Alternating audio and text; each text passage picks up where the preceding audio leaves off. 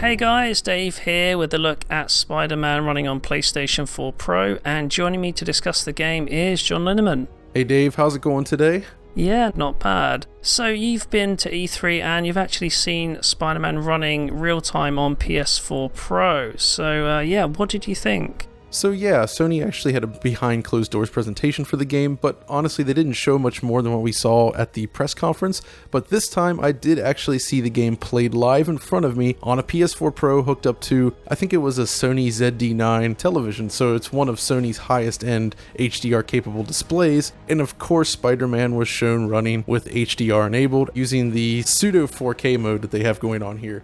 What have you found about that, Dave? Right, from what I understand, the game's using temporal injection, which is the same sort of technique that Insomniac also use in Ratchet & Clank in order to sort of simulate a true 4K image. And looking at the footage I have here, I kind of think it holds up quite well. You know, edges appear quite sharp, and unless you really go up close, then I reckon it's probably going to hold up quite nicely in terms of simulating 4K when you're viewing it on a TV screen from, say, a couple of feet away.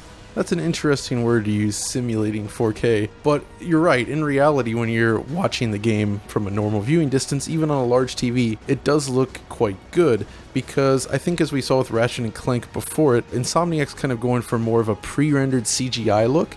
So aliasing is kept to an absolute minimum, and you sort of have a soft but very smooth image, would you say? Yeah, I'd agree with that. I guess it's one of those types of presentations, whereas you're not looking at absolute sharpness, then the difference between the 4K and the 4K sort of image is going to be pretty close, I guess. Yeah, for sure. And then I think the other important element here is that the game relies heavily on motion blur, and I think it's actually some of the best I've seen, with tons of samples. We've seen similar effects in Sunset Overdrive and Ratchet & Clank before it, I suppose, but it really works well here. When you combine that with the high enough resolution, everything just looks extremely natural to the point where you really could kind of confuse it for pre-rendered CGI at points, I feel.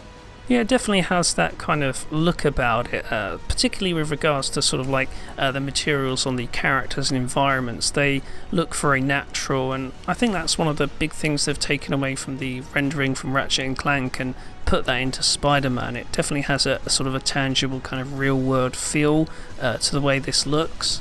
Yeah, it does, even though, it does kind of still have sort of that hyper-realistic look to it, but there is certainly a touch of realism there that I really appreciate. And then of course the environments themselves are quite towering in terms of size and scale. And I guess we don't know enough about the progression of the game.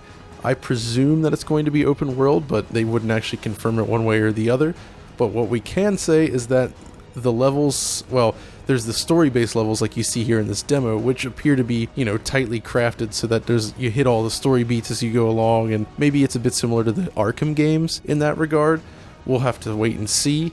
But either way, there's like a stability in the image, not just in terms of image quality, but we also kind of notice that, things like distant objects, there's not a lot of visible pop in. The shadows are extremely stable and sharp, and it's just a very temporally stable game all around, I think. Yep, I'd agree, and it's normally, if you're aiming for like an open world game, say like if Insomniac were going for open world, then that kind of level of fidelity is quite rare. Usually with open world titles you have sort of sacrifices in terms of shadow quality, so they don't appear quite as sharp, or there's more LOD popping in general, because the environment's sort of dynamically changing. You're going to different areas where the engine may not be anticipating. So I think it'd be interested to see in a final game what kind of sort of level of fidelity we're getting, or whether this is actually an accurate representation.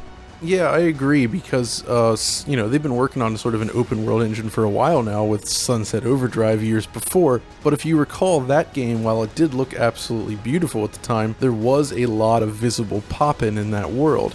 So if they're able to pull off a similarly large city and eliminate pop-in, I'll be very impressed.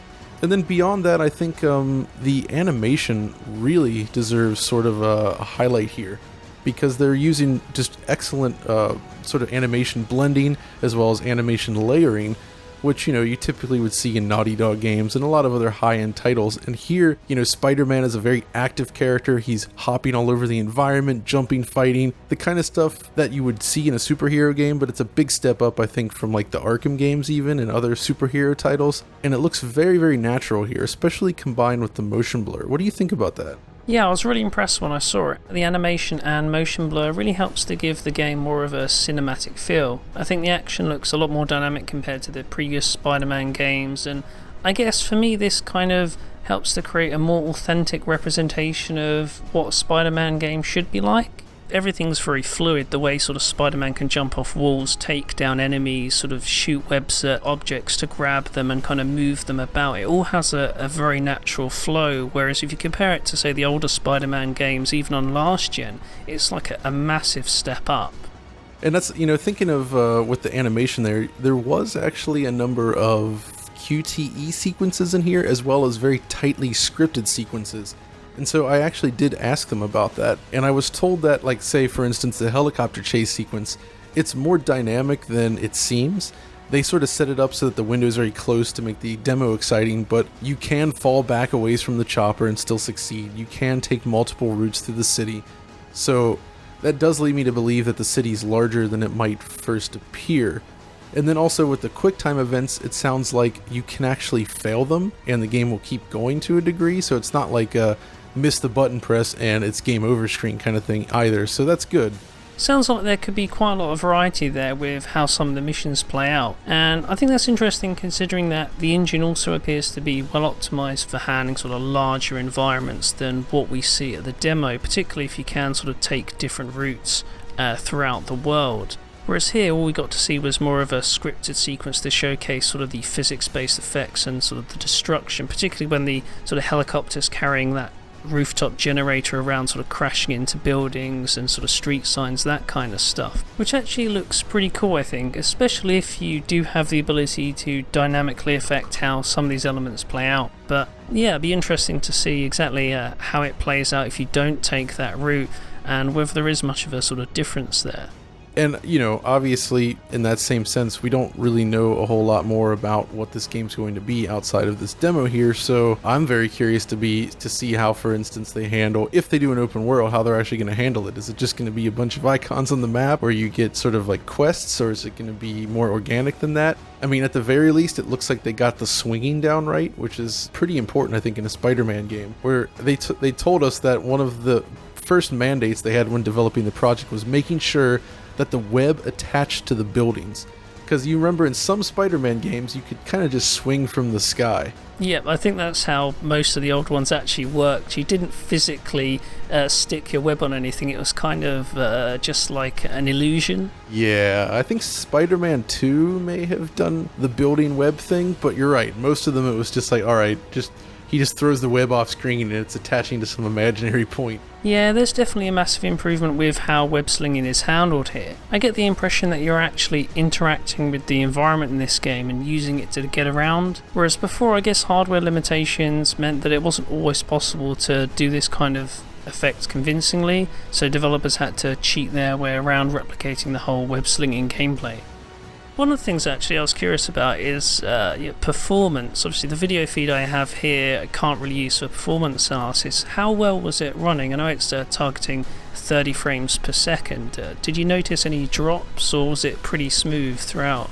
It seemed mostly very smooth to me. I do recall there being maybe a couple little drops when the giant generator crashes down through the building and you sort of run through the exploding office, That scene maybe dropped a few frames, but in general it was very stable, which again, that's kind of been something Insomniac's been really good at this generation with hitting their frame rate targets. So I'm not too concerned about performance, to be honest. I think it'll run quite well.